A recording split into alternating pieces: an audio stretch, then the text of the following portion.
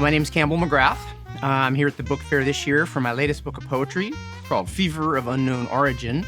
The core of my poetry is about American history, American culture, American society. So, I've lived in Florida for 30 years, so I wrote a book called Florida Poems. But when I lived in Chicago, I wrote a book called Spring Comes to Chicago. So I try to understand the world that I'm in, America, the world, but then the specific place, and think about that.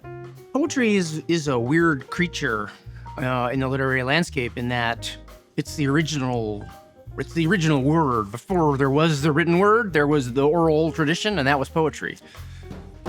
All the stories were poetry. All the prayers and visions were poetry.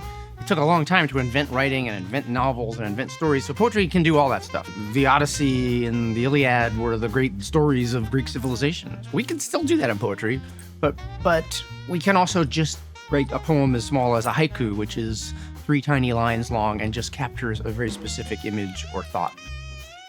This event is utterly unique in Miami, and I think it's the best one of its kind in the world. I love paper.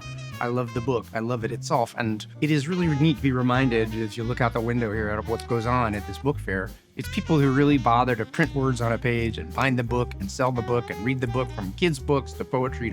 My own kids grew up coming here. It's fun and zany and lively, and the book fair makes it fun.